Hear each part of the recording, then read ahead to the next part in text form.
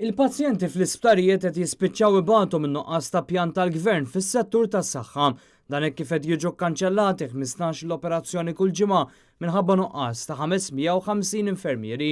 Għal din is-sitwazzjoni qed jispiċċaw ibatu n-nies b'mod speċjali l-anzjani li ma' sitwazzjoni waslet minħabba li l-gvern ma għamel xejn sabiex jattira aktar żgħażagħ u ħaddiema ġodda lejn din il-vokazzjoni.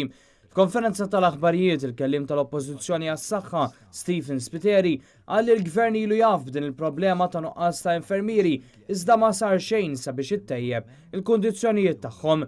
Dan meta s-sigħat bażiċi tal-infermieri huma 46 siegħa fil-ġimgħa imma qed ikollhom jagħmlu wkoll bejn l-14 u 19 il-siegħa oħra bħala sara.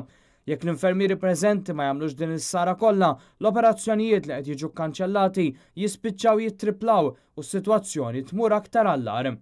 Rridu iva nwasslu l-messaġġ illi l-gvern m'għandux pjan fit-tul f'dan is-settur, jidher li s-settur tas-saħħa huwa mitluq u anki f'dan is-settur meta qed nitkellmu fuq in-nursing qed naraw dan in-nuqqas ilu ġejn għal dal-aħħar xhur jekk mhux snin.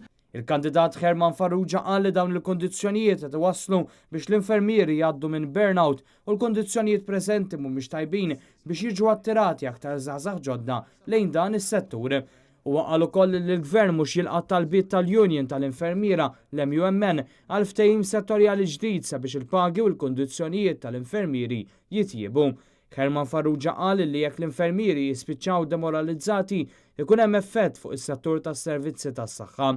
Meta l-gvern qed iġib f'Malta mal-10,000 ħaddiema barranin ta' kull sena, din se ġib magħha pressjoni fuq is-settur tas-saħħa wkoll. Kemm se tkun taħt pressa l-infrastruttura fiżika tal-pajjiż, is-sistemi tal-infrastruttura, hekk ukoll il-gvern ma jdirx li qed jagħti każ kif qed jifforma nursing biżżejjed, professjoni biżżejjed biex ikun jista' jilqa' għal dik id-domanda tal-ħaddiema barranin. Il-Partit Nazzjonalista jqis li din is-sitwazzjoni waslet minħabba nuqqas ta' pjan tal-gvern li bħalmet jagħmel f'setturi oħra bħall-immigrazzjoni. Fis-settur tas-saħħa wkoll qed jispiċċa jkaxkar saqajh quddiem il-problemi minflok isib soluzzjoni għalihom. Fid-dawl tal-azzjonijiet industrijali li se jsiru nhar il-Ħamis, il-Partit Nazzjonalista se jibqa' jixpruna lill-Gvern biex jidħol f'diskussjonijiet serji mal-MUMN biex tinstab soluzzjoni għal din il-kriżi biex il-pazjenti ma jibqgħux ibatu.